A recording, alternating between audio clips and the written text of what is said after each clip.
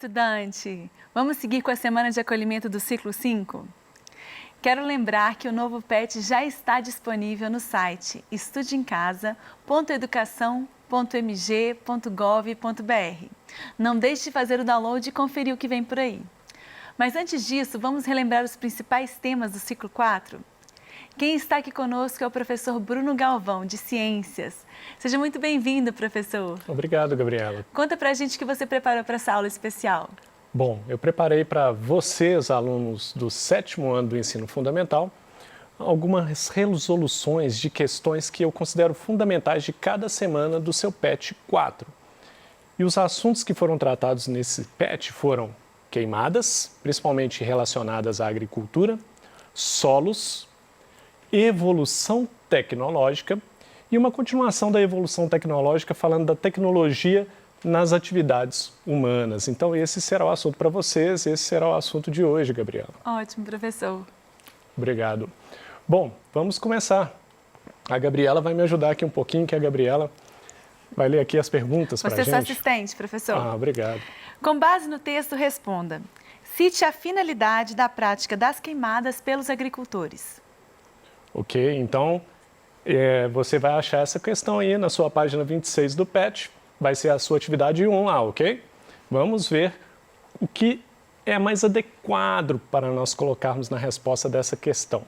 Bom, tem vários fatores envolvidos aqui, Gabriela, mas é importante nós destacarmos alguns que são principais e eu gostaria que o aluno pudesse perceber aqui quais são esses fatores. Bom, quais são os fatores principais? Onde que se usa principalmente a queimada?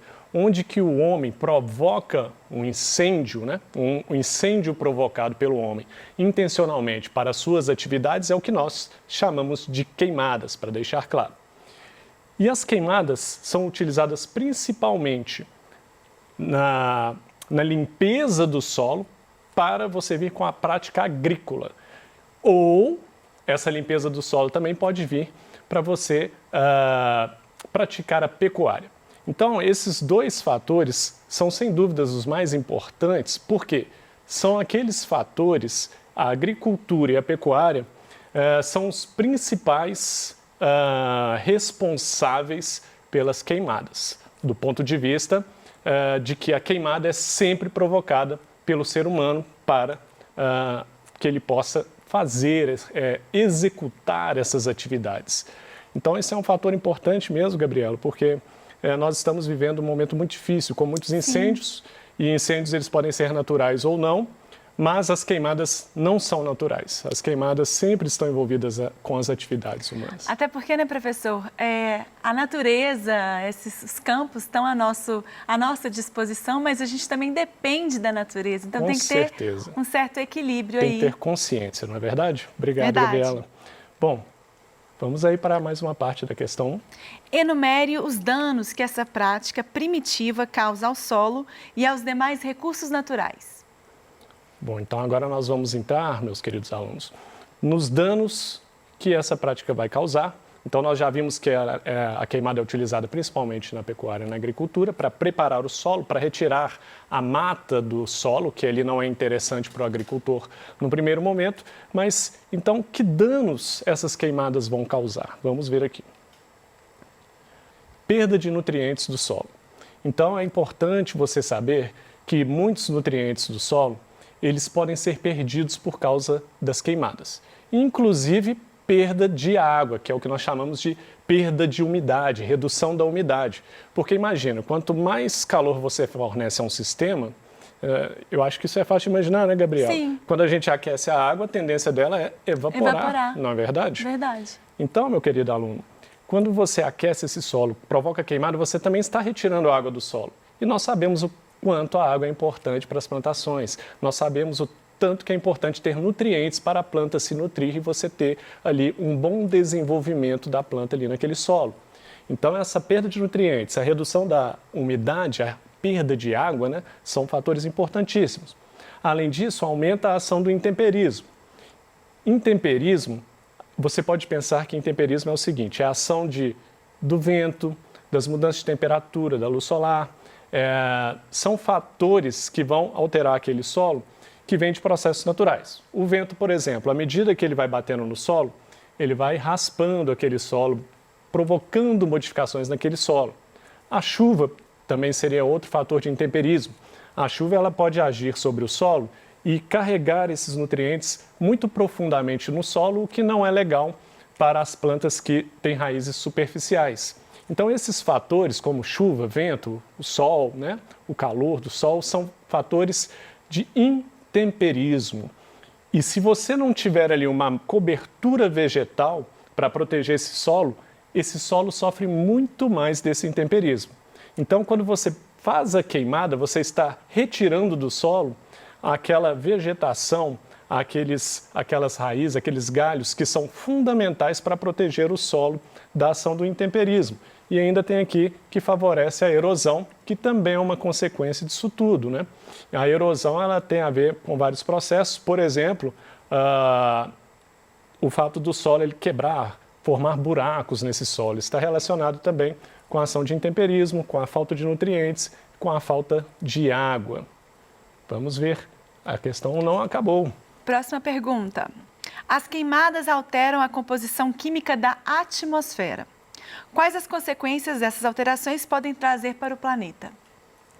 Esse é um assunto também muito trabalhado. E atual, né, professor? Muito atual, né? Agora a gente está falando das queimadas não só prejudicando o solo, não é, Gabriela? Mas também o fato das queimadas liberarem aquela fumaça. O que será que tem nessa fumaça que é tão ruim para o meio ambiente, que é tão ruim para a atmosfera? Vamos ver aqui primeiro como que eu coloquei a resposta aqui de uma forma boa para você responder aí no seu PET e depois eu comento sobre isso.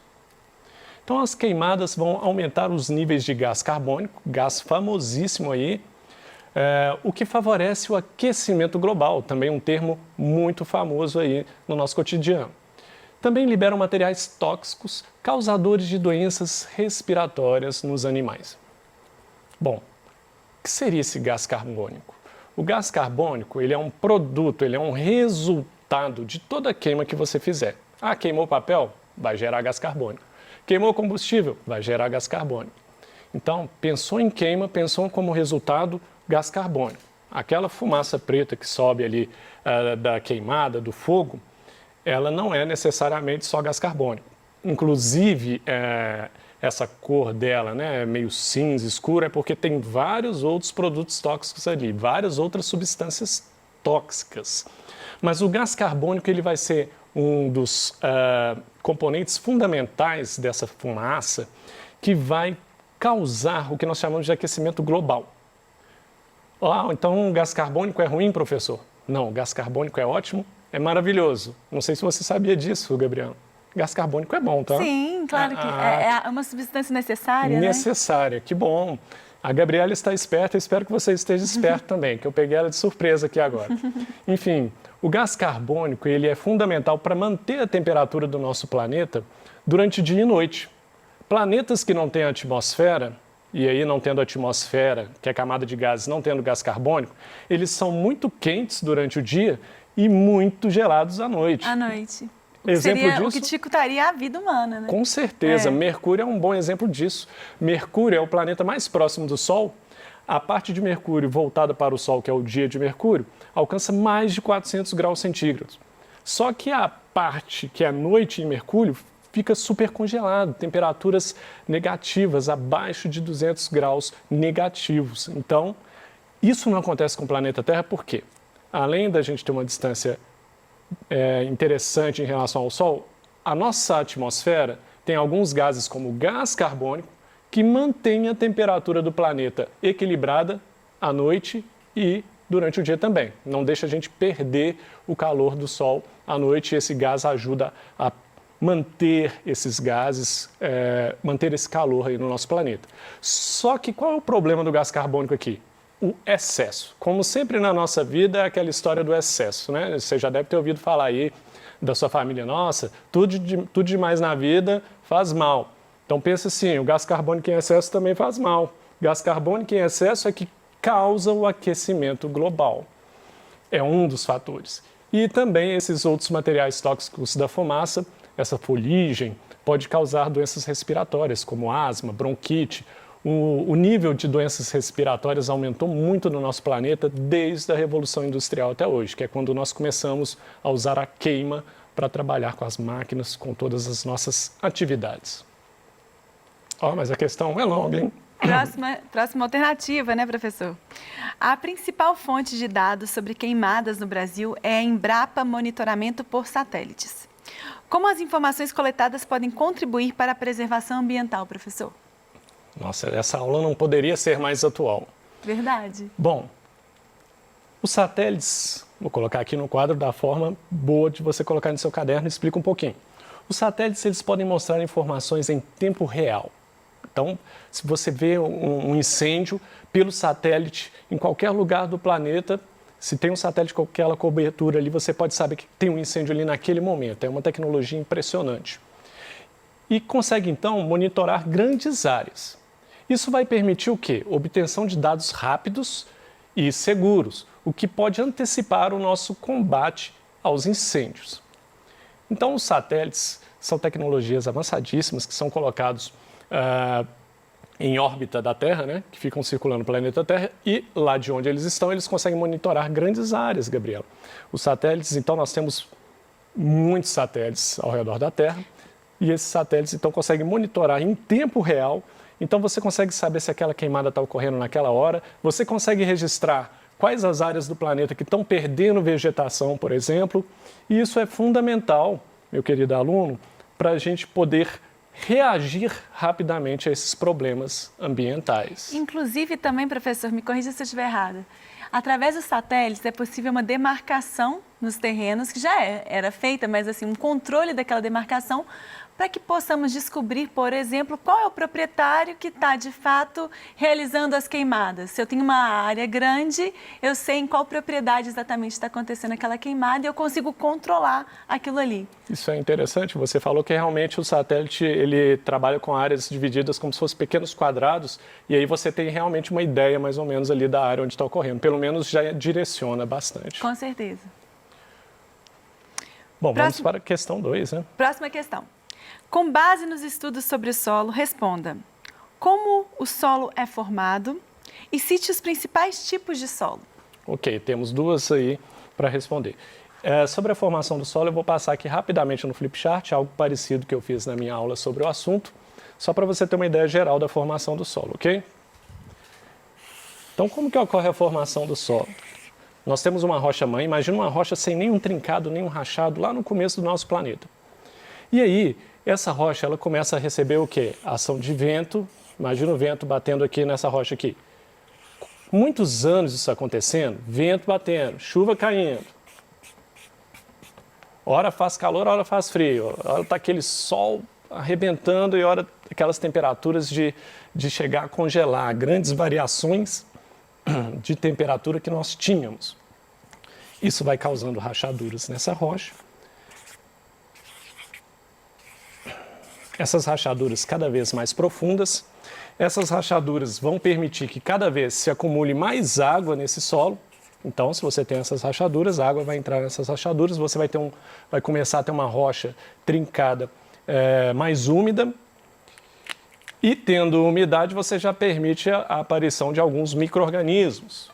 Por exemplo, uma associação de alga e fungo, que a gente chama de líquens. Esses líquens vão conseguir sobreviver aqui, porque a alga faz fotossíntese, ela só precisa da luz do sol, basicamente, alguns sais minerais da rocha, para produzir o próprio alimento. E com isso ela fornece alimento para o fungo que faz parte dessa associação, e o fungo ajuda a manter essa umidade. Então, normalmente são os primeiros seres vivos que aparecem ali. E à medida que isso vai acontecendo, e tomando sol, tomando chuva, recebendo a ação do vento, esse solo vai só cada vez ficando mais compactado, mais rachaduras, até formar farelos mesmo, né? Pequenos grãos do solo. E isso vai começar a permitir que nesse solo cresçam pequenas gramíneas.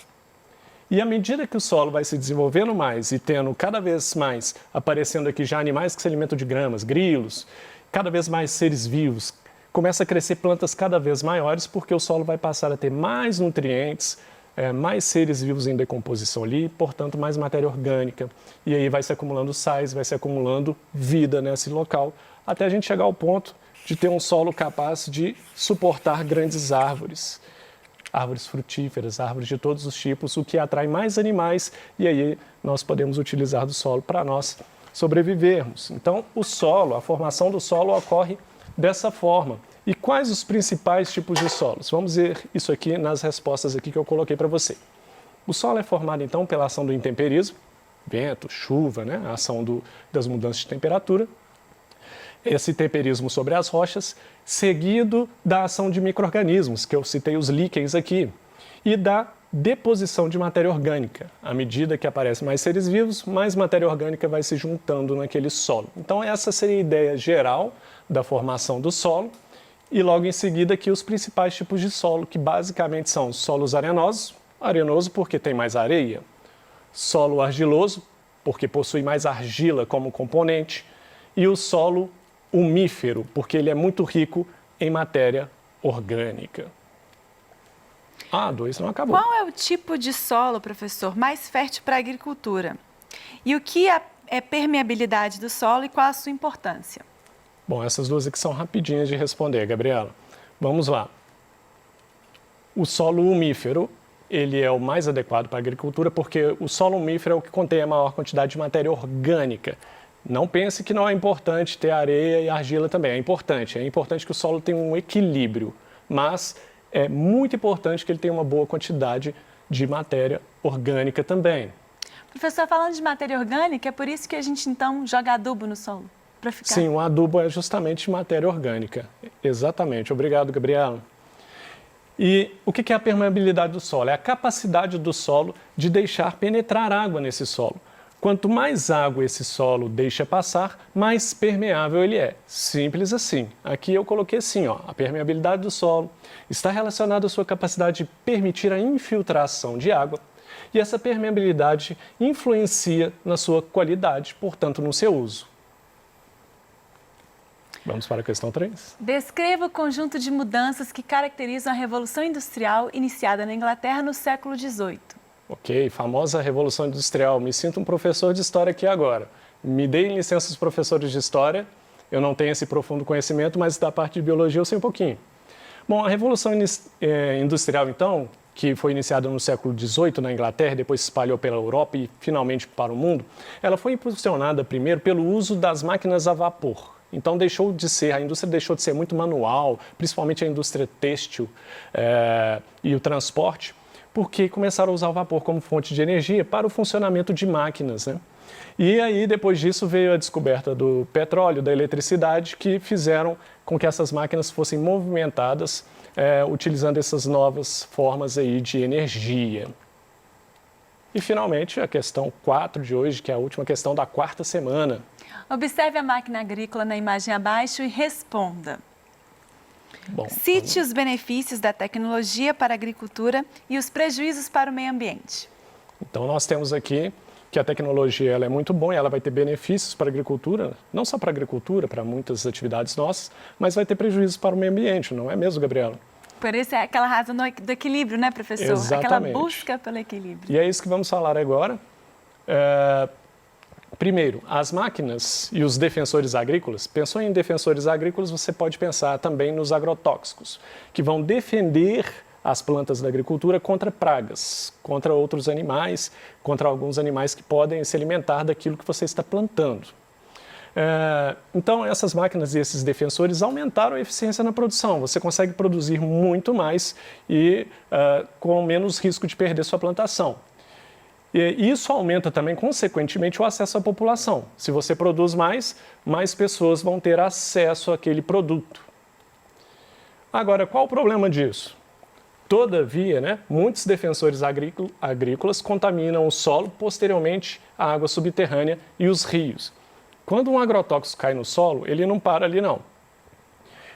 Nós temos água subterrânea abaixo do solo. Então, esse agrotóxico ele vai contaminar o solo, a água subterrânea que está embaixo dele, e a água subterrânea costuma ir parar em rios. E, consequentemente, então, você vai ter contaminação até de rios. Então, é uma cascata. Contamina o solo, contamina a água subterrânea, contamina os rios, e aí você já sabe, prejudica peixes, prejudica o próprio solo, prejudica muito das nossas atividades lá na frente. E é isso. A aula de hoje era isso. Obrigado, Gabriela. Obrigado a vocês, alunos do 7º ano do Ensino Fundamental. Desejo a vocês bons estudos.